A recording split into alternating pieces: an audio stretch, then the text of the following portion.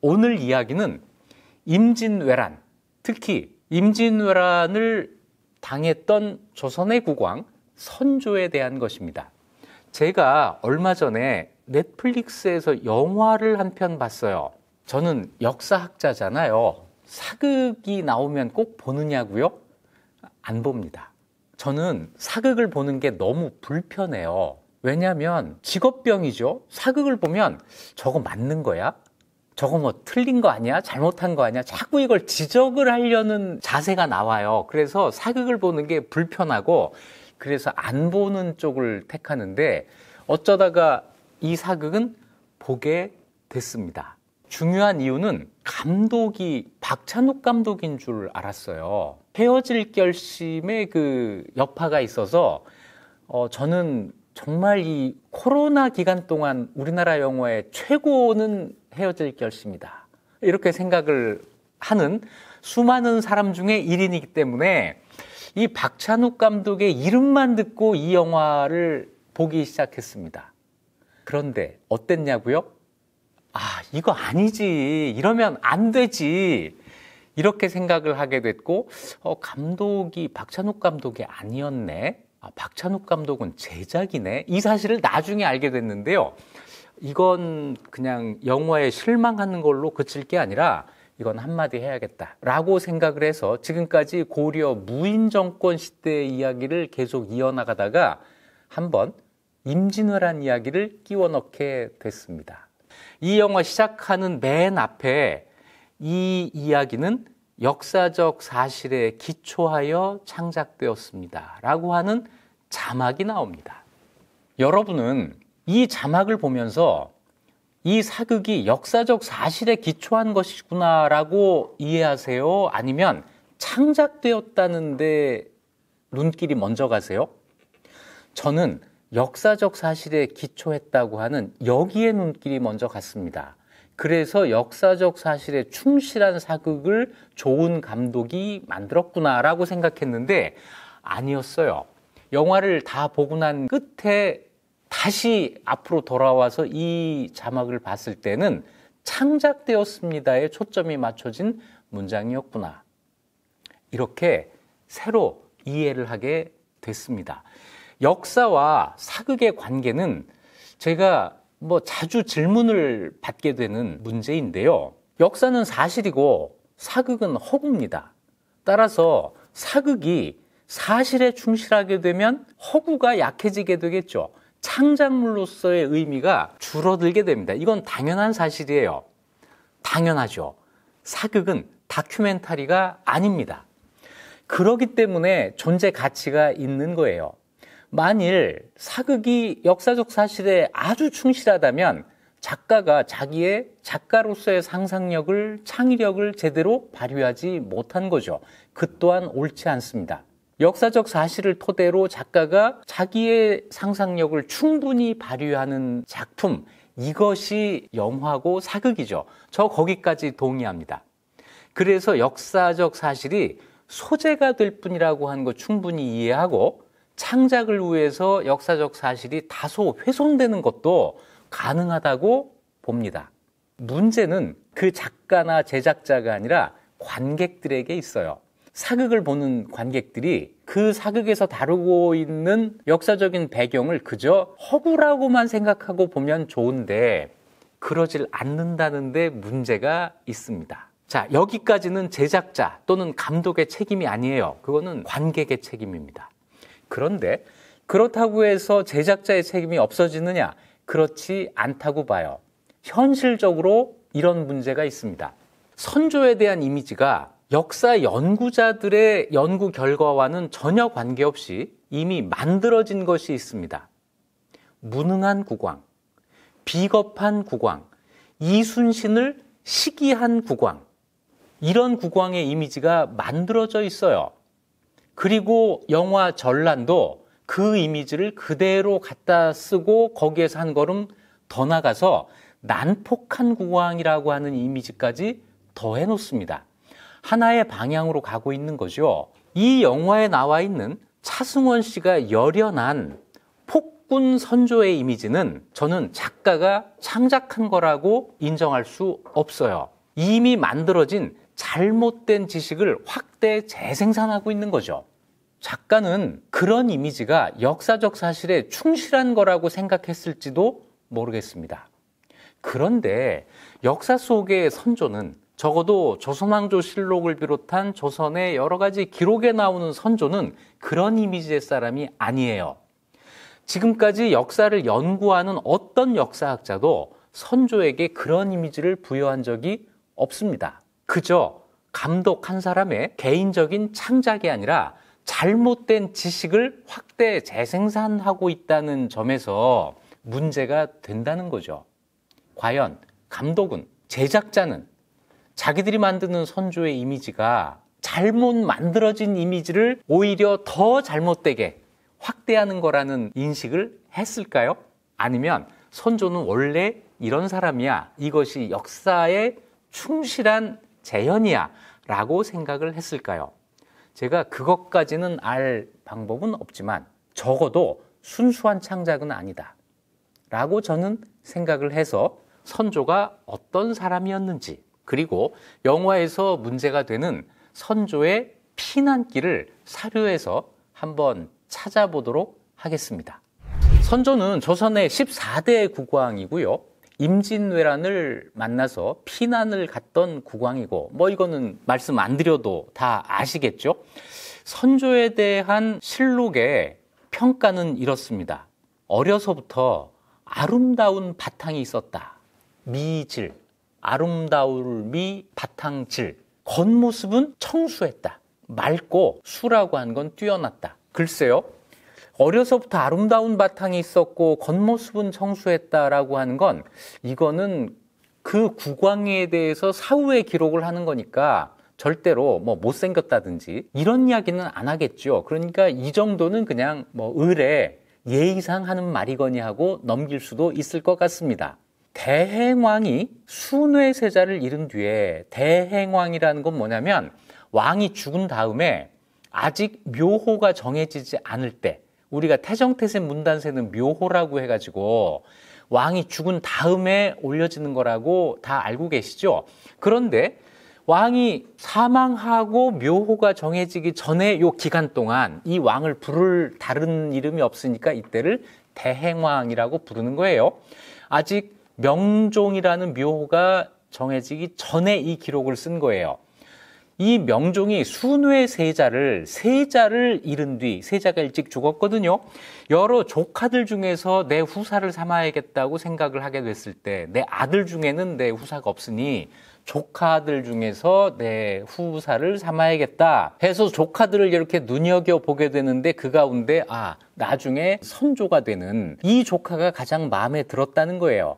그래서 자주 궁궐로 불러들여서 공부한 것을 시험해 봤는데 그때마다 대답이 똑부러졌던 거예요. 그래서 대행왕이 감탄하면서 덕흥은 참 복이 있는 사람이야. 이 덕흥은 누구냐면 덕흥군, 명종의 동생인데 선조의 아버지죠. 그 아들이 다음에 왕이 될 예정이 됐잖아요. 그러니까 너네 아버지는 참 복 있는 사람이야. 아들이 나중에 왕이 될 거야.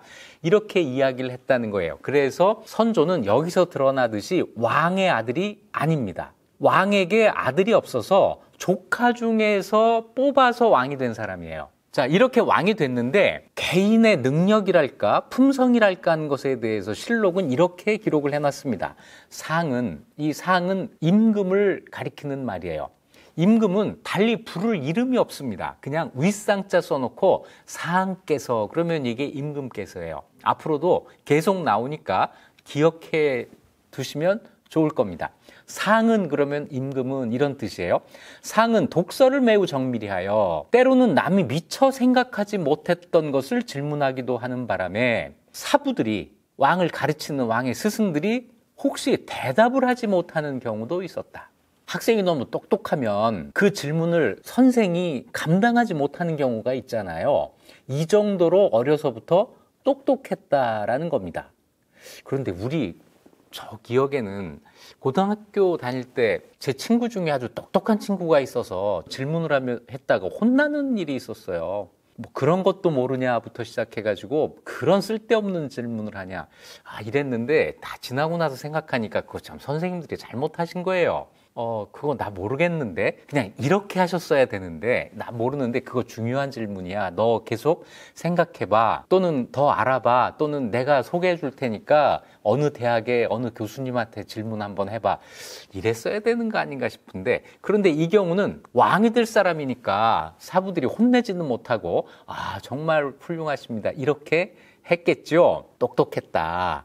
갑자기 왕통을 잇게 되었는데 원래는 왕자가 아니었으니까 왕이 될 생각이 없었을 텐데 갑자기 왕이 된 거예요. 그때 나이가 16살이었다.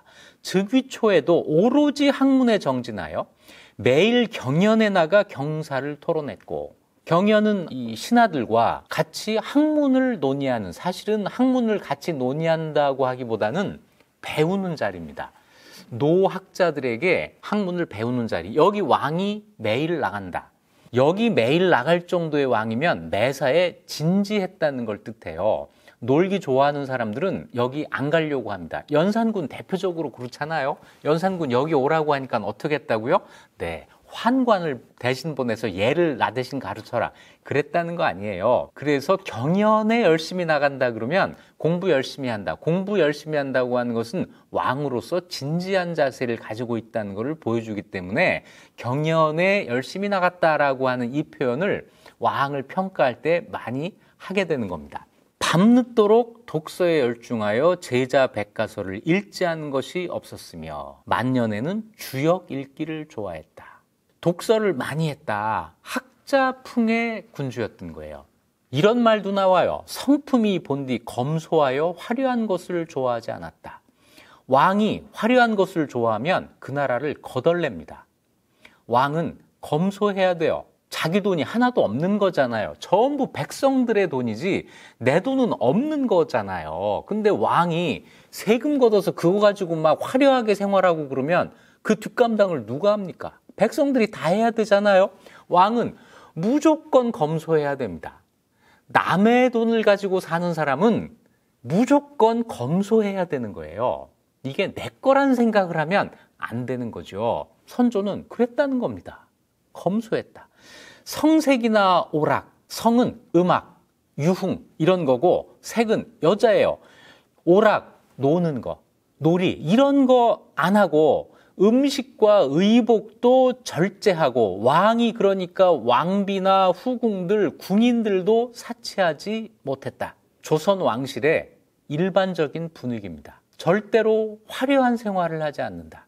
경복궁 가보시면 크기는 하지만 화려하진 않잖아요. 동시대 명나라의 그 황궁을 한번 생각해 보세요. 자금성과 경복궁. 어떤 분들은 우리 궁궐 너무 초라한 거 아니야? 실망했어. 이러지만 왕이 자기가 돈 한 푼 버는 사람이 아닌데 황제도 마찬가지인데 전부 백성들 세금 가지고 사는데 그렇게 엄청난 집을 지어놓고 그 안에서 뭐를 해요? 그 안에 들어가 있으면 바깥 세상이 보이겠습니까? 황제가 자기가 통치하는 백성들을 볼 수 있겠어요? 담이 그렇게 높은데? 땅은 명나라가 조선보다 훨씬 커도 황제 한 사람의 몸집이나 국왕 한 사람의 몸집은 같은 거예요. 한 사람이, 한 가족이 사는 겁니다. 조선 궁궐의 검소함. 이걸 초라함이라고 생각하시면 안 되죠. 우리 조선을 너무 우습게 보는 경향이 있어요. 조선은 나름 굉장히 진지한 나라입니다.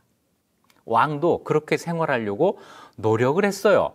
선조가 항상 절약하고 농민들의 노고를 생각하여 한 톨의 나다를 땅에 떨어뜨리는 것도 용납하지 않았다. 전체적으로 선조의 이미지는 공부를 열심히 하고 정사에 진지했고 검소했고 백성들을 생각했고 교과서 같은 모습이 보이죠. 그래서 이때 학자들이 많이 나와요. 퇴계의 끝물, 율곡의 전성기 이게 다 선조 때입니다. 우리나라에서 학문의 발전, 조선 문화의 발전 이건 전부 선조 때 있었던 일이에요. 그래서 조선 사람들 스스로도 이 시대를 뭐라고 부르느냐? 목릉성세. 목릉은 선조의 능의 이름입니다. 이 능의 이름 가지고 그 왕을 부르기도 하거든요. 선조의 성, 번성한 시대라고 부르기도 해요. 조선의 문화가 가장 꽃피었던 시대입니다. 그런데 전쟁을 만났잖아요. 이 전쟁은 선조로서는 어찌할 수 없는 전쟁이었다. 제가 너무 선조를 두둔한다고 생각하시겠지만 임진왜란은 선조가 막을 수 있는 전쟁이 아닙니다. 이것은 일본과 조선 두 나라의 문제가 아니고 명나라까지 그리고 여진족까지 고려해야 되는 동아시아의 국제전쟁이에요. 이 국제전쟁을 조선이 막을 수 있었느냐? 절대로 그렇지 않습니다. 자, 선조의 책임 이렇게 돌리는 건 곤란하죠. 물론 전쟁을 당한 다음에 그 이후에 대응하는 그 단계에서는 선조의 책임이 분명히 있지만 전쟁 자체를 선조가 막을 수 있는 것은 아니었다. 그리고 여기에 나오는 이런 기록은 다 미화된 기록입니다. 그거 인정해요. 왕에 대해서 기록을 하는데 그 왕에 대해서 나쁜 말 쓸 수 없죠. 미화된 기록입니다. 그래서 고지고대로 믿어서는 안 되는데 동시에 여기에 없는 얘기를 함부로 지어내서도 안 됩니다. 내 맘대로 역사 이것도 안 되고 기록에 그냥 따르는 역사 이것도 안 되고 이 둘 사이에 어디선가 균형을 잡는 이런 자세가 필요한 거죠. 선조대의 역사를 연구하는 데는 실록이 두 개가 있습니다. 선조실록이 있고 선조수정실록이라고 해서 앞에 실록을 수정한 실록이 또 하나가 있는데요. 선조실록은 광해군 때 왕이 죽으면 그 다음 왕이 앞에 왕의 실록을 편찬하는 거니까 이 예에 따라서 광해군 때 편찬을 했습니다. 그때 실록을 편찬한 사람들이 광해군 때 정권을 잡고 있었던 북인 세력이죠. 이게 문제가 됩니다. 인조 반정이 일어나고 광해군이 쫓겨나고 북인 정권이 무너진 다음에 정권을 잡은 서인들이 실록을 다시 써야 된다. 그래서 실록을 다시 만듭니다. 그것이 선조 수정실록이라는 건데 선조 수정실록을 만든 사람들이 뭐 수정까지는 할 수 있어요. 여기서 중요한 것이 앞에 있던 것을 없애버리고 자기들이 만든 것을 선조실록이라고 하지 않고 앞에 있던 실록은 선조실록으로 놔두고 자기들이 만든 실록은 선조 수정실록이라고 해가지고 두 개를 모두 남겨놨다는 사실입니다. 앞에 것이 마음에 안 들어서 새로 만들었는데 마음에 안 드는 앞에 것을 그대로 남겨뒀다고 하는 것이 굉장히 중요한 점이죠. 이런 결정은 쉽게 할 수 있는 게 아닙니다. 요즘 우리도 이렇게 안 해요. 앞 정권에서 한 일 다 지워버리잖아요. 그때는 조선시대는 그렇게 할 수 있음에도 불구하고 그렇게 하면 안 된다. 그래서 그렇게 하지 않은 거죠. 정작 이런 거는 역사에서 우리가 배워야 되지 않을까요? 자, 그래서 이 두 개 실록을 대조해 가면서 임진왜란 초기의 전황을 정리를 해봤습니다. 임진왜란이 일어난 해는 다 아시는 것처럼 1592년, 날짜는 4월 13일입니다. 4월 13일 새벽 안개를 틈타 일본군이 부산 앞바다에 출현합니다. 14일부터 전투가 시작이 돼요. 14일 새벽에 전투가 시작돼서 그날 부산진이 함락되고 반나절 만에 동래선까지 함락이 됩니다. 부산과 동래진이 함락되는 게 딱 하루 걸린 거예요. 하루도 안 걸린 거죠. 그리고 곧바로 일본군이 밀양에 도착하는데 밀양에서 조선군의 저항에 막힙니다. 여기에서 여러 날 동안 일본군이 진격을 못하고 있는데 밀양보다 양산이 먼저 함락이 돼요. 그 바람에 양산 함락 소식이 들리면서 밀양도 힘없이 함락이 되고 맙니다. 자, 그런데 일본군이 침략했다는 소식이 서울에 언제 보고가 되느냐? 14일 날 보고가 됩니다. 그러니까 처음에는 봉화를 피워서 적변, 적의 침략이 있다고 하는 사실을 알렸을 거고, 그 다음에는 이제 파발, 사람이 직접 가서 장계, 이 문서로 보고를 했을 텐데 4월 14일에 전쟁 보고가 올라옵니다. 조선 조정에서는 곧바로 이일과 실입이라고 하는 사람을 차례로 내려보냅니다. 이것이 제승방략이라고 하는 그 당시 조선이 채택하고 있었던 방어 전술에 따른 거예요. 매뉴얼대로 한 겁니다. 적변이 있으면, 외적이 침략해 오면 그 지역의 지방군이 방어하고 중앙에서 군대를 파견해서 본격적인 방어전을 펼치는 것, 이런 작전이죠. 그래서 매뉴얼대로 군대를 파견했는데 문제가 생겼습니다. 군대가 제대로 채워져 있지를 않았던 거예요. 이런 큰 전쟁이 일어나면 중앙군이 제대로 편성이 돼서 파견이 되어야 하는데 이때 파견군이 제대로 충원되지를 않았던 겁니다. 이것은 조선의 실책이에요. 이거는 변명의 여지가 없습니다. 평상시에도 전쟁이 없을 때에도 늘 군대를 제대로 갖춰놓고 만일에 대비를 했어야 되는데 조선이 이걸 하지 못한 겁니다. 그런데 마구 비난만 할 수 없는 것이 전쟁이 200년 동안 없었어요. 200년 동안 전쟁이 없는데 그 군대를 제대로 갖춰놓고 제대로 훈련을 시키고 전쟁에 대비한다? 이거는 그렇게 쉬운 일이 아니었을 겁니다. 지금으로부터 200년 전이면 언제예요? 1824년. 그때 무슨 일이 있었는지 아세요? 그때 전쟁이 있고 지금까지 전쟁이 없는데 군대가 제대로 운영되고 있었다? 이건 굉장히 어려운 일이죠. 그래서 한 가지 변명은 우리 조상들한테 좀 해주고 싶고, 하지만 그럼에도 불구하고 일본의 정세가 심상치 않다고 하는 이 정보는 알고 있었단 말이에요. 그러면 준비를 했어야죠. 그런데 이 준비를 제대로 하지 않은 거예요. 일본에 무슨 일이 있었다는 건 알았는데 그들이 이렇게까지 할까? 이건 설마입니다. 설마는 언제나 사람을 잡습니다.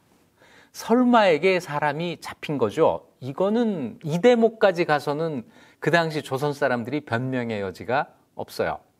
자, 이래서 군대가 파견되기는 하는데 제대로 된 군대가 파견되지 못했고, 그러다 보니까 연전, 연패를 했고, 다 아시는 것처럼 충주 탄금대전투에서 신립이 패전하면서 중앙군을 동원해서 막을 방법이 없어지게 됩니다. 충주에서부터 서울까지는 방어선을 만들 수가 없었던 거예요. 신립이 탄금대에서 패전한 것이 28일입니다. 그날 저녁에 패전 소식이 조정에 알려지고 그날 조정에서는 논의가 분분해요. 어떻게 해야 되나? 충주가 뚫렸다. 도성을 지켜야 하나 피난을 해야 되나? 이 이야기를 하다가 피난하기로 결정되는 것이 두 개의 실록이 서로 기록이 다릅니다. 선조 수정실록은 4월 29일 날 저녁에 결정이 됐다고 하고, 선조실록은 28일에 결정되었다라고 되어 있습니다. 그런데 결정은 언제 되었건 간에 실행은 같은 날 이루어진 것으로 기록이 되어 있습니다. 4월 30일 새벽에 상이 도니문을 나가, 도니문? 서대문. 도성의 서쪽 문을 나가서 서행했다. 서쪽으로 갔다. 북쪽으로 간 건데 그렇잖아요. 개성, 평양, 의주로 가는 길이니까 북행을 해야 된다고 하는데 그 당시 조선 사람들의 이 방향 감각으로 평양에 가는 것을 서쪽으로 간다 이렇게 표현을 합니다. 서행. 거기가 관서 지방이잖아요. 그래서 서쪽으로 인식이 됐던 거죠. 자, 그런데 새벽에 길을 나섰는데 밤이 칠흑같이 어둡고 비가 내려 지척을 분변할 수 없었다. 꼭 이런 일이 있을 때는 분위기를 맞춰주려고 그러는지 비가 와요. 또 언제 비가 왔냐고요? 몽골과 전쟁할 때 그때는 수도를 아주 옮기죠. 강화 천도를 하는 그날도 비가 왔습니다. 이날도 비가 왔어요. 새벽에 도님은 서대문을 나가서 피난길로 들어갑니다. 해가 뜰 때 모래제를 넘었다. 아마 모래내 근처를 지난 거예요. 이날 비가 많이 내렸는데 왕이 비옷을 입지를 못한 거예요. 그래서 경기 감사가 자기가 입고 있던 비옷을 왕에게 바쳤다. 비를 맞으며 벽제역에 이르러 조금 쉬고 출발을 해요. 벽제는 지금 저 벽제입니다. 그래서 하루 종일 간 끝에 밤이 깊어서야 동파역, 여긴 어디냐면 지금 경기도 파주시 장단면, 장단콩 있는 거기에요. 거기에 도착해서 1박을 하게 됩니다. 자, 4월 30일 하루 동안 새벽에 길을 나서서 밤에 동파역에 도착하는 힘겨운 고난의 행군을 한 거죠. 그런데 이날 비를 맞으면서 벽제역에 이르러 조금 쉬고 곧 출발했는데 이때까지 왕을 따라가고 있던 관리들 다수가 도성으로 돌아가서 가던 길을 계속 가지 않고 다시 도성으로 돌아갔다는 거예요. 왜? 거기에 남겨둔 가족들을 데리고 피난했다. 왕을 따라가지 않고 자기들 살 길을 찾아가지고 도망을 가버린 겁니다. 왕 따라가는 게 영 불안했던 거예요. 이거 따라가서 내가 살 수 있을까? 관리들이 제 살 길을 찾아 나선 거죠. 이러다 보니까 수행하는, 정작 왕을 따라가는 사람은 적을 수밖에 없었을 거예요. 이렇게 된 데다가 따라가던 궁인의 말이 진흙에 빠져서 막 비가 많이 오고 질척질척하니까 궁인들은 평소에 말을 안 타는 사람들이잖아요. 이 사람들이 진흙에 빠져서 가끔 뒤떨어지기도 하여, 일행에서 뒤떨어지기도 하여 우는 소리가 여기저기서 들렸다. 한 사람 한 사람을 보호해주지 못하고 막 앞으로 간 거예요. 행차가 임진강에 이르러 상이 홀로 이산의 이항복과 함께 배를 타고 건넜다. 임진강을 건너는 장면이 여기 나오는데요. 상이 홀로라고 하는 것은 아니잖아요. 이산의 이항복과 같이 배를 탔다는 거니까 이것은 왕비나 다른 가족들과 같이 타지 않고 왕 혼자 타고 이 배에 이산의 이항복 이런 사람들이 탔다는 걸로 들립니다. 자, 그만큼 황급하게. 그럼 왕비는 다른 배를 타고 건넜겠죠. 날은 어두워지고 비는 쏟아져 앞뒤로 길을 분간할 수 없었는데 요새도 시골 가면 해지면 깜깜해지잖아요. 당연히 그때는 더 그랬겠죠. 4월 30일이니까 달빛도 없을 때입니다. 금음이잖아요. 칠흑같이 어두운 밤. 여기에 임진강 남쪽 언덕에 승정이라는 정자에 제목을 쌓아두었으므로 그걸 태우도록 명령을 했다. 여기에서 그 전설이 나오는 거죠. 화석정, 율곡 이이가 이런 일이 있을 걸 다 예측해가지고 거기에다가 정자를 만들어 놓고 그 정자에다가 기름을 다 이렇게 발라놔가지고 불이 잘 붙게 밝게 타게 이렇게 해놨다고 하는 이야기가 여기에서 파생돼서 나오는 거죠. 그래서 불빛으로 원근을 환하게 비춰 길을 찾아 가게 됐다. 밤이 깊어서야 동파역에 도착했는데 그때까지 먹은 게 없는 거예요. 그래서 파주 목사와 장단부사, 그 지역 지방관들이 어주, 왕에게 음식을 올릴 주방을 설치해서 수라를 올리려고 했더니 호위하던 하인들이 난입해서 음식을 빼앗아 먹었으므로 상이 먹을 것이 없게 되자 장단부사가 두려워 도망쳤다. 내가 왕한테 음식을 바치는 게 내 임무인데 내가 바칠 음식을 하인들에게 뺏긴 거예요. 이 장단부사가 그래서 도망을 쳤다는 겁니다. 여기에 대해서 국조가 이 나라가 태평을 누린 이래로 200년 동안 태평을 누리면서 이 군대를 줄인 거예요. 태평 시절에 군인은 낭비라는 생각을 했던 거죠. 이 군인으로 둘 게 아니라 고향에 내려가서 농사를 짓게 해야지 이렇게 생각을 했다는 겁니다. 그래서 심지어는 국왕을 호위하는 수귀하는 장수와 군졸들까지도 군율로 단속하지 못했기 때문에 요즘 흔히 하는 말로 군기가 빠져서 이런 위태로운 시기에 도망치는 것이 적과 싸우는 군사들보다 더했다. 군기가 빠져서 군인들이 다 제 살 길만 찾고 왕을 보호를 하지 않았다. 이런 이야기를 하고 있는 거예요. 이게 누구 책임일까요? 이렇게 물으면 답이 안 나옵니다. 장기간의 평화를 누렸던 사람들이 당연히 갖게 되는 타성이라고도 할 수 있죠. 전쟁이 없는데 언제나 전쟁을 대비하면서 준비하고 훈련하고 칼 갈고 이거는 그렇게 쉬운 일이 아니에요. 그렇게 멀리 가서 찾아볼 것도 없습니다. 우리 모습을 지금 보면 그래요. 선조 수정실록의 기록을 중심으로 알아봤는데요. 선조 수정실록에 나오지 않는 몇 문장이 더 있습니다. 신립이 배전했다는 소식을 듣고 28일 날 파천할지 성을 지킬지 논의를 할 때 이 논의에 결정적으로 영향을 주는 사태 하나가 있었습니다. 이때 도성의 백성들이 모두 뿔뿔이 흩어졌으므로 도성을 지키고 싶어도 그럴 형편이 못 됐다. 백성들이 먼저 움직인 거예요. 도성을 지킬지 말지 결정하기 전에 백성들이 모두 도성에서 도망을 간 겁니다. 이런 상태에서 도성을 지키자. 누가 지키죠? 저 백성들이 지켜야 되는데 백성들이 도망가고 있어요. 자, 그러면 저 백성들 도망가지 못하게 막고 다시 무기 쥐어주고 여기서 싸워야 되는데 이럴 수 있을까?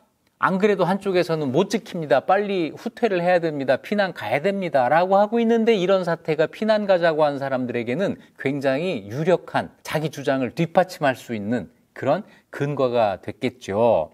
29일 밤 선조가 아직 도성을 떠나기 전에 호위하는 군사들이 모두 달아나고 궁궐문에 자물쇠가 채워지지 않았고 금루, 통행금지를 알리는 이 소리가 들리지 않았다. 결국 파천, 피난하기로 결정을 하고 30일 새벽에 상이 인정전에 나오니 인정전은 창덕궁에 있었던 정전이에요. 그러니까 이때 선조가 창덕궁에 있었던 거죠. 백관과 인마가 대궐 뜰을 가득 메웠다. 자, 이제 피난 부대가 편성이 된 거예요. 이날 온종일 비가 쏟아졌다. 상과 동궁은 말을 타고 중전과 후궁들은 지붕 있는 교자를 탔는데 홍제원에 이르렀을 때 비가 심해지자 수기이하는 교자를 버리고 말을 탔다. 궁인들은 모두 통곡을 하면서 걸어서 따라갔다. 종친과 호종하는 문무 백관이 100명도 되지를 않았다. 점심을 벽제관에서 먹는데 왕과 왕비는 반찬이 겨우 있었으나 동궁은 반찬이 없었다. 맨밥을 먹었다. 자, 이런 아주 창졸간의 처참한 광경이 이때 있었던 겁니다.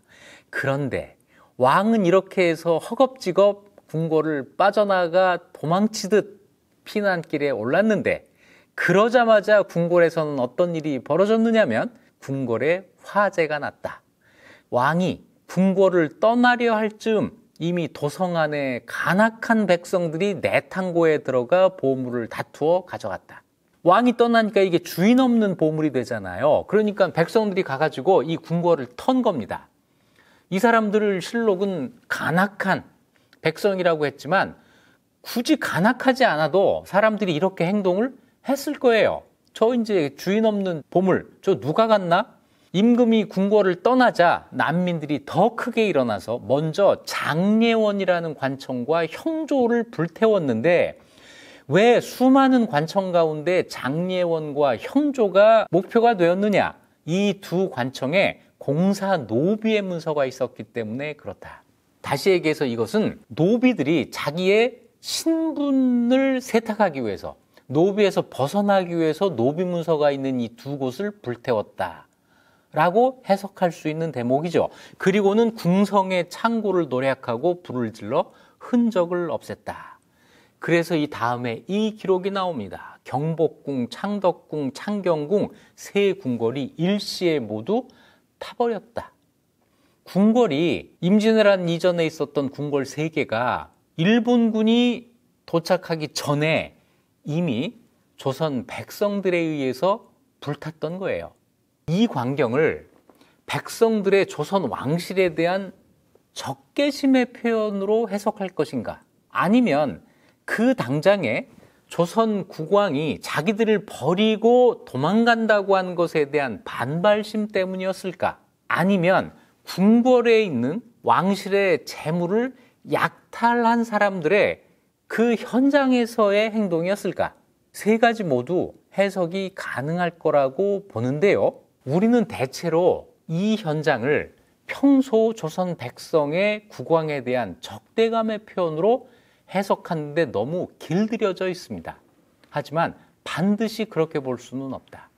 조선이라는 나라가 백성과 국왕을 포함한 지배층과의 갈등이 그렇게 심한 나라가 아니었기 때문에 그래요. 그래서 이 장면은 여러 가지로 해석할 수 있다 하는 거예요. 이때 궁궐이 불탔다고 하는 것은 그 다음에 다른 사료에서 또 한 번 뒷받침이 됩니다. 5월 3일 날 일본군이 한양에 들어와서 이번에 종묘를 불태웠습니다.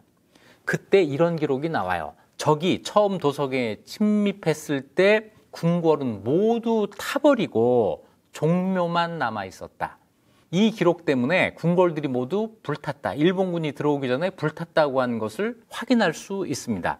이때 외의 대장 평수가, 이 사람 누구냐면 우키다 히데이에라고 하는 사람인데, 이 사람이 이 종묘에 거처했는데 밤중에 기이한 일이 많이 생기고 자기 군사 중에 갑자기 죽는 사람이 있었다는 거예요. 이게 왜 그러나 그랬더니 어떤 사람이 이곳은 조선의 종묘로 신령이 있는 곳이다.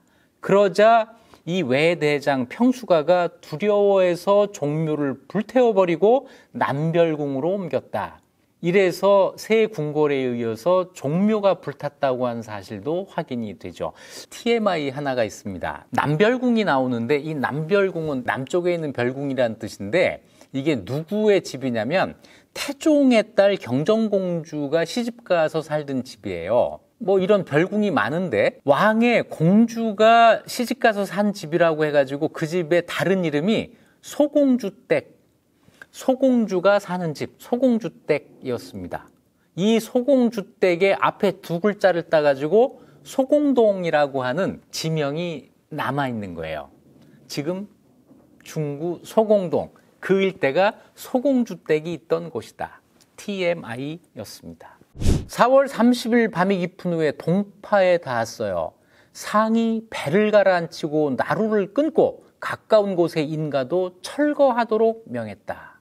자기는 강을 건너고 그 다음에 배도 다 불태우고 인가까지 전부 불태우도록 한 겁니다. 왜 그랬을까? 적병이 그것을 뗏목으로 이용할 것을 염려한 때문이었다. 배를 타고 뗏목을 만들어서 추격해 올까 봐 목재를 전부 불태웠다는 거죠. 자, 이 장면에서 그 영화는 백성들의 폭동 장면을 넣었습니다.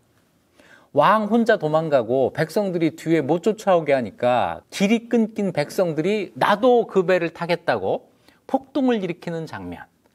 이런 장면이 나오는데 거기에서 전투씬은 아주 훌륭하게 재현을 했으나 실록에는 없는 사실입니다. 기록에는 없는 사실입니다. 과연 그때 백성들이 왕을 향해서 칼을 겨누었을지 하는 것은 지금 우리 상식으로 나라면 그랬겠다 이렇게 판단해서는 안 되는 일입니다. 그 당시 백성들의 국왕에 대한 생각, 이걸 토대로 재현을 해야 되는 거죠. 제가 볼 때는 어떻게 보아도 과했다 이런 생각을 합니다. 그런 백성들의 태도가, 국왕에게 무조건 충성하는 백성들의 태도가 옳은 건지 잘못된 건지 하는 판단은 뒤로 미루고 그 당시 사람들이 어떻게 생각했을까 하면서 재현을 해야 되는 거죠. 현장은 과거인데 그 사람들이 하는 행동은 요즘 우리와 똑같다면 그건 역사가 아니잖아요. 타임머신 타고 우리가 간 거죠. 동파관에서 1박을 하고 5월 1일 날 동파관을 출발해서 개성으로 향합니다. 개성으로 향하는 길에 이런 일이 있었어요. 상이 장차 개성으로 향하려 하는데 따라왔던 경기의 이졸들, 그러니까 왕을 따라가던 사람들이 또 여기서 도망해서 흩어집니다. 그러니까 왕이 피난을 하니까 뭐 짐을 지고 가는 사람도 필요할 거고 왕을 지키는 군인도 필요할 거고 이래서 가면서 이제 경기도에서 징발을 했을 거예요. 그런데 이 사람들이 또 다 도망해서 흩어져 버립니다. 그때 마침 황해도 감사 조인득이라는 사람과 서흥 부사가 수백 명을 이끌고 군인 수백 명을 이끌고 와서 겨우 왕을 호위해서 출발을 해요. 가는 길에 내시가 이렇게 말을 합니다. 궁인들이 어제부터 끼니를 굶었습니다. 왕과 왕비 동궁은 그나마 반찬이 있든 없든 좀 먹었는데 이때까지 밥을 못 먹었다는 거예요. 그래서 쌀을 조금 구해서 시장길을 면해야 길을 떠날 수 있겠습니다. 그랬는데 마침 이 서흥부사가 데리고 온 군인들이 전투 식량이 조금씩 있었던 거예요. 이거를 걷어서 밥을 지어 군인들에게 먹입니다. 비 맞고 굶고 이런 행군을 한 거예요. 음식은 식량이 없어서 거기서 가는 곳마다 조금씩 얻어가면서 이렇게 간 겁니다. 상이 동파관을 떠나 판문에서 점심을 들었다. 판문은 지금 저 판문점 있는 그 동네겠죠? 길에서 지방관이 배하라고 어선을 임금께 드리는 밥을 지어 드렸고, 이때 백관들도 그 밥을 얻어 먹었고, 아래로 군량과 말먹이까지도 모두 마련해 주어서 겨우 따라가던 군인들도 밥을 먹을 수가 있었다.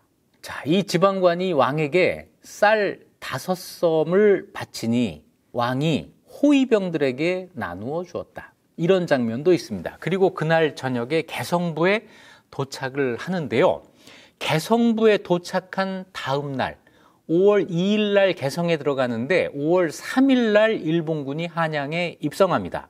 일본군이 한양에 올 때 이게 너무 쉬웠던 거예요. 방어군이 있을 텐데? 라고 생각해서 성 안에 복병이 있는가 의심해서 감히 들어오지 못하고 몰래 사람을 시켜 정탐한 다음에 아무도 없다라고 하는 신호를 받은 다음에야 흥인문을 통해서 입성했다. 동대문을 통해서 입성했다는 건데, 안에 들어간 이 밀정이죠. 이 밀정들이 성 안에 복병이 없습니다라고 하는 신호를 뭘로 했냐면 남산 봉화 가지고 해요.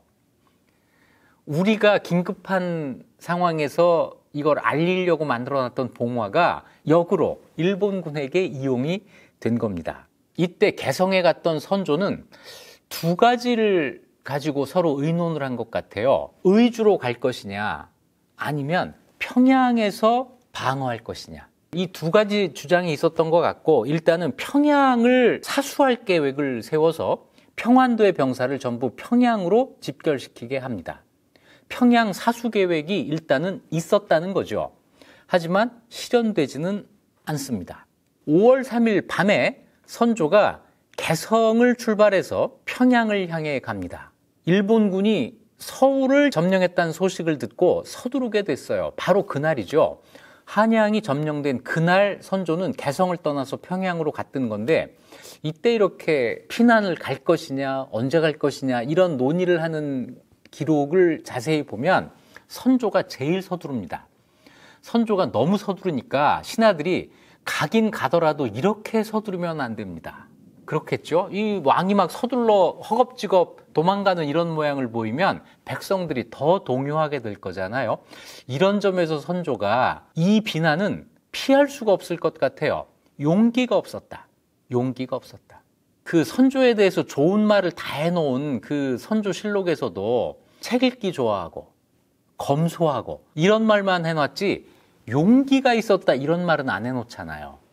전쟁 중에 국왕이 용기가 있는 사람이 아니었다. 이거는 참 불행한 조합이죠. 아무튼 선조는 용기 있는 사람은 아니었습니다. 그리고 이런 전쟁 중에 훌륭한 리더가 되기도 어려운 사람이었어요. 그것도 분명합니다. 먼저 내가 이런 모습을 보이면 백성들이 동요할 텐데, 내가 이러면 안 되는데, 사실 왕이 먼저 그래야 하고, 그럴 때 신하들이 아닙니다. 그래도 빨리 피난하셔야 됩니다. 이렇게 해야 되는데, 이 관계가 지금 역전이 되어 있는 겁니다. 이 대목에서도 선조가 비난을 피할 수 없어요. 평소에 아무리 공부만 하던 사람이라도 전쟁이라는 위급 상황이 됐을 때는 나의 리더로서의, 국왕으로서의 위치를 자각하고 거기에 맞는 행동을 해야 됩니다. 저는 그렇게 할 수 있을까요? 자신은 없지만 그래도 그렇게 해야 된다는 사실은 알 것 같은데요. 선조는 안 읽은 책이 없다면서 왜 역사책에서 그런 사실을 몰랐을까요? 독서는 많이만 한다고 되는 게 아니다. 이런 깨알 교훈이 여기에 있는 거죠. 개경에서 떠난 지 4일 만에 평양에 도착합니다. 적병이 서쪽으로 올라온다는 소문을 듣고 상이 거가를 빨리 몰도록 재촉하여 개경을 출발한 것부터 평양을 향해 가는 발걸음을 가장 재촉한 게 선조 자신이었어요. 도중에서 갖은 고생을 겪었는데 수행하는 관원들이 많이 굶주렸고 임금의 식사도 더러 빠뜨렸는데, 이때 시골 사람들이 껍질만 벗긴 알곡밥. 이거는 이제 조, 밀, 수소, 옥수수 이런 알곡, 잡곡으로 만든 밥을 지어 바치기도 했다.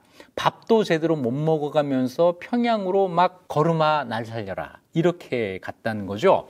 그리고 평양에 도착해서 논쟁이 한 번 있습니다. 명나라에 군대를 요청해야 된다라는 얘기가 나온 거예요. 뒤에는 실현이 되기 때문에 이게 쉽게 결정이 된 것처럼 생각하기 쉬운데 그렇지 않습니다. 명나라에 군대를 요청합시다라고 하는 이야기를 누가 하냐면 오성과 한음이 합니다. 이항복과 이덕형이 이걸 주장해요.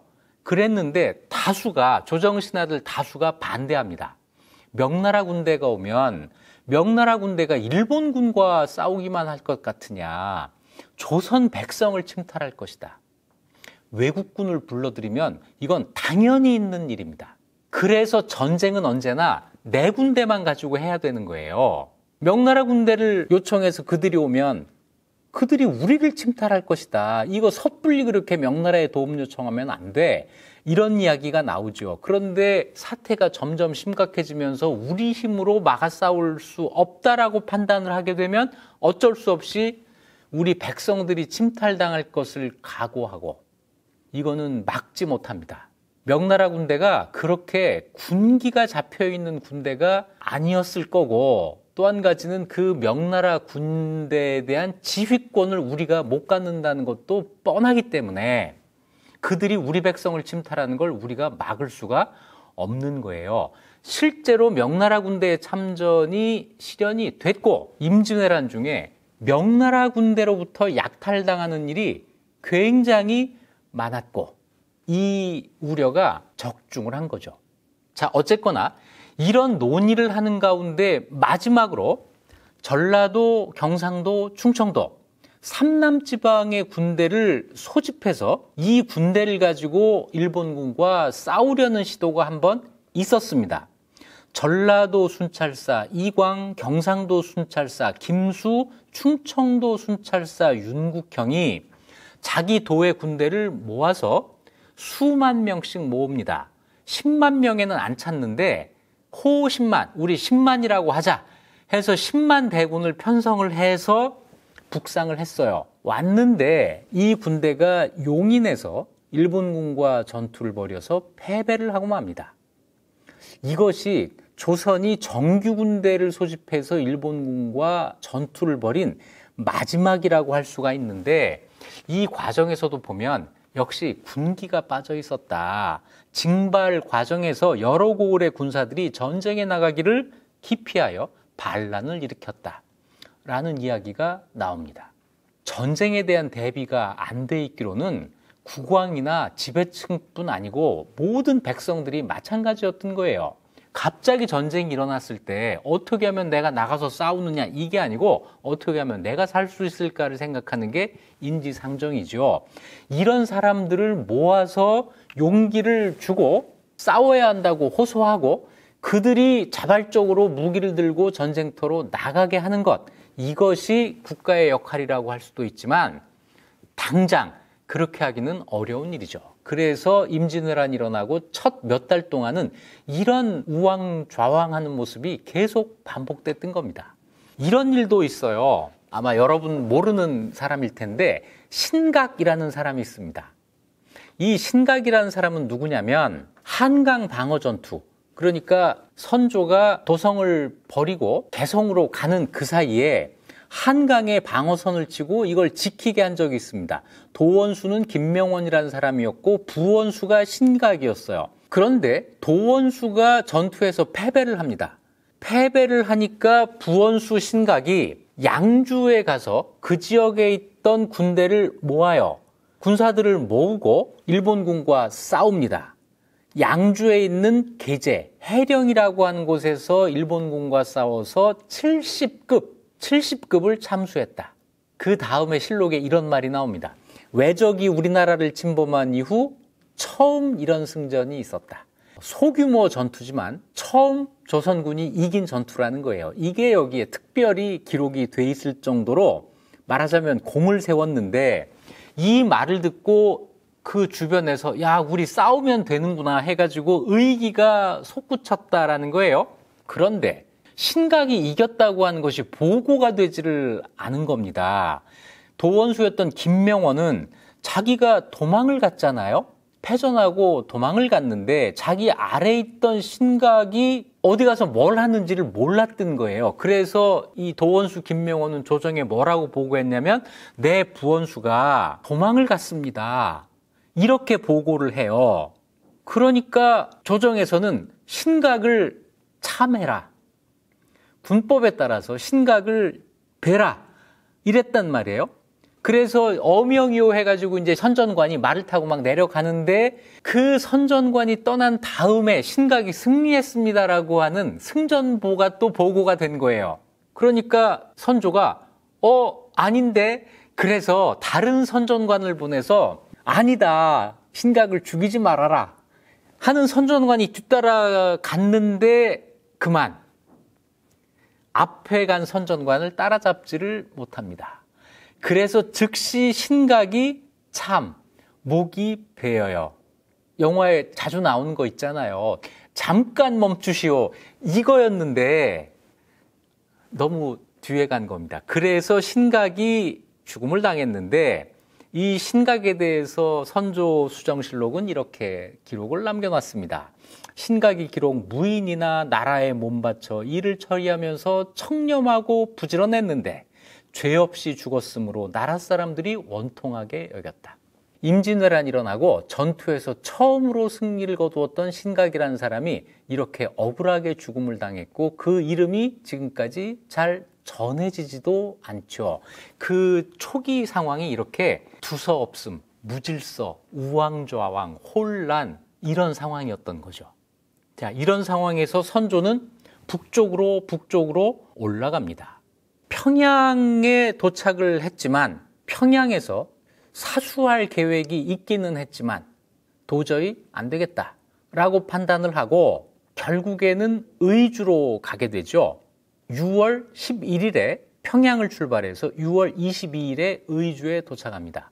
4월 30일 날 한양을 떠나서 6월 22일에 의주에 도착했으니까 2달 동안 고난의 길을 걸어서 의주에 가게 되는데 과연 선조가 서울을 버리고 의주까지 간 것이 잘한 것이냐 라고 한 것에 대한 평가는 따로 다루어 보도록 하겠습니다.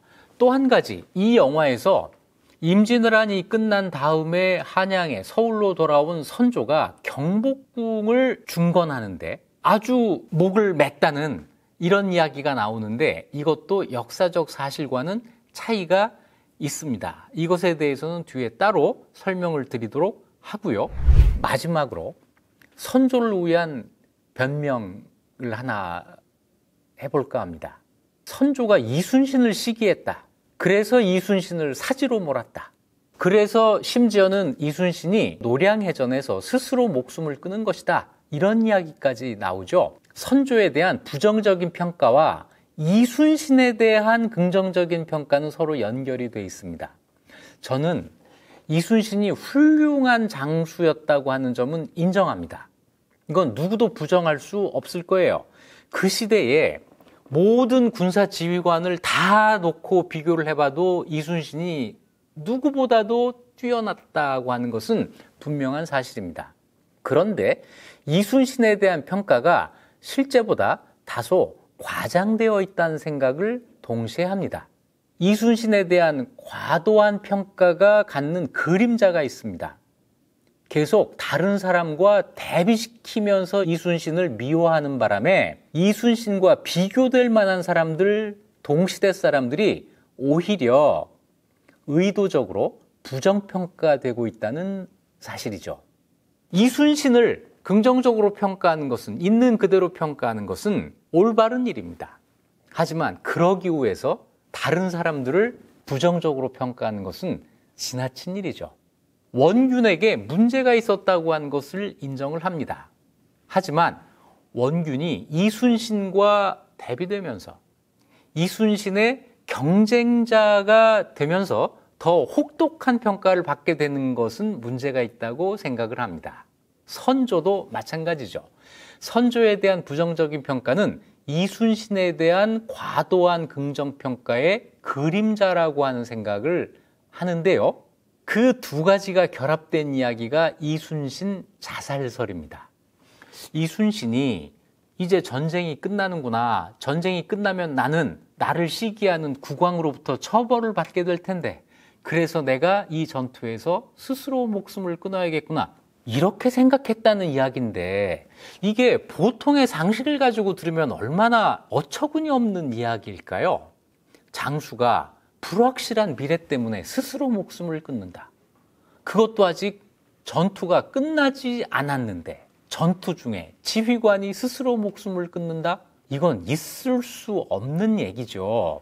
그런데 왜 이런 이야기가 나왔을까? 아주 근거 없는 이야기는 아닙니다. 이순신 자살설도 옛날 기록에 근거를 두고 있어요. 대표적인 기록이 임진왜란이 끝나고 100년 가까이 지나서 숙종 때 대제학을 지낸 이민서라고 하는 사람의 기록입니다. 김충장공 유사. 이때 김충장공은 의병장 김덕령을 가리키는데요. 이 글은 김덕령이 억울하게 죽음을 당했다고 하는 그런 내용입니다. 이런 문장이 있어요. 장군이 죽은 뒤로, 김덕령이 억울하게 죽은 뒤로 장수들이 제 몸 보존하기도 어려울 것으로 의심했다. 김덕령이 억울하게 죽은 다음에 모든 장수들이 나도 저렇게 될 수 있어, 이렇게 생각을 했다는 거예요. 그래서 곽재우는 군대를 해산해서 화를 피했고, 이순신은 전투가 벌어지자 투구를 벗고 스스로 탄환에 맞아 죽었다.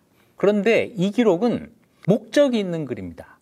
역사적인 사실을 전달하기보다는 김덕령의 죽음이 억울했다고 하는 것을 강조하기 위한 글이에요.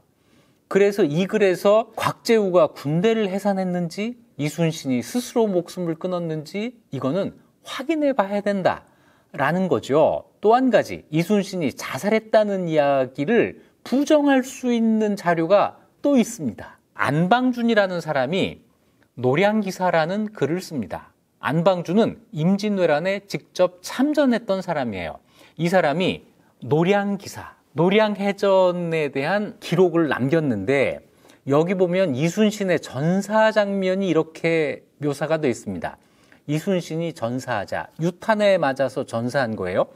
군관 송희립이라고 하는 사람이 공에 갑옷과 투구를 벗기고, 아까 이민서의 글에서는 전투가 시작되자 이순신이 투구를 벗고, 그런데 안방준의 이 글에서는 죽은 다음에 갑옷과 투구를 벗기고, 죽을 때 투구를 쓰고 있었다는 이야기잖아요.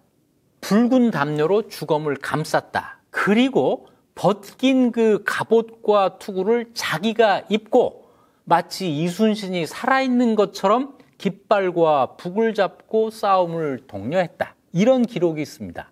이민서의 이야기를 믿을까? 안방준의 이야기를 믿을까? 누가 더 가까이서 봤을까? 누가 더 사실을 사실대로 남기려고 했을까? 모든 면에서 안방준의 기록이 더 신빙성이 있죠. 이게 더 믿을 만한 기록이라고 할 수 있죠. 안방준의 이 기록은 선조실록에서도 다시 한번 확인이 됩니다. 선조실록, 임진왜란이 끝난 다음에 형조정랑 윤양이라는 사람이 왕에게 아뢰기를, 노량의 전공은, 노량해전의 전공은 모두 이순신이 힘써 싸워 이룬 것인데 불행히 탄환을 맞자 군관 송희립 등이 곡성, 우는 소리가 나지 않도록 하고 생시나 다름없이 이순신이 살아있을 때와 마찬가지로 영각, 나팔을 불어 모든 배가 주장의 죽음을 알지 못하게 함으로써 승세를 이루었습니다. 이 안방준의 노량기사에 있는 것과 똑같은 이야기가 선조실록에도 담겨 있죠. 이 실록으로 안방준의 기록이 한 번 더 뒷받침이 되는 거예요. 이순신이 자살했다? 상식적으로도 이해가 되지 않고 기록으로도 뒷받침이 되지를 않습니다. 이순신 자살설을 이야기하는 역사학자는 없어요. 누구도 이순신이 자살했다고 이야기하지 않았습니다. 그런데 왜 이렇게 많은 사람들이 그 말을 믿을까요? 제가 볼 때는 이순신에 대한 아쉬움이 있습니다.